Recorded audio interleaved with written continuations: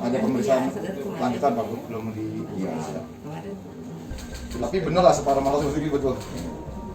Yang dia ngaku dia teroris itu Ya.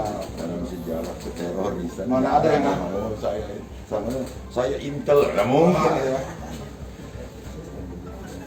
Tapi luar biasa. Berapa jahitan nih? Berapa jahitan? Dia bentuk apa pisaunya? Sedaku Pak Bu. Tapi nekat. Kau lagi berdiri atau dalam putih?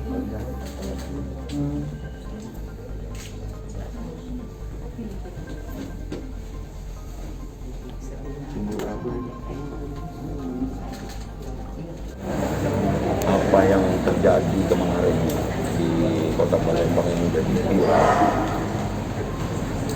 nasional. Ada petugas polantas kita yang sedang bertugas pada Jumat habis dorong mobil mogok masuk ke pos polisi, pos dia maksudnya. Ada masyarakat yang minta layani, dia layani dengan baik, nanya alamat dia kasih, nanya jenis dan nomor angkutan dia kasih. Nggak taunya langsung nusuk. Kalau bahasa orang Palembang itu nujah, itu nggak meninggal, tapi incarannya itu di titik-titik fatal, yang dekat dengan nyawa istilahnya. Untung petugasnya sigap, dia seorang bintara, brib kakak. Mudah-mudahan menjadi pelajaran bagi kita untuk tetap waspada terhadap siapapun.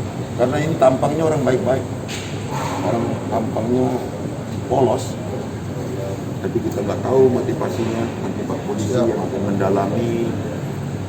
Kalau menurut pengakuan dia teroris, tapi ya kalau menurut saya masa teroris ngaku dia teroris, tapi nggak tahu apakah itu sebuah pengalihan atau yang paling penting adalah ini kepada petugas di jalan, TNI, Polri, Pol PP, Dishub, untuk ramah tapi waspada. Nah itu saja yang paling penting, ramah, tetap layani tapi kewaspadaan tetap tinggi.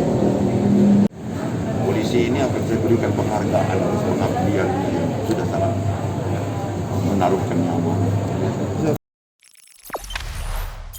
Jangan lupa subscribe, share, komen, dan like ya.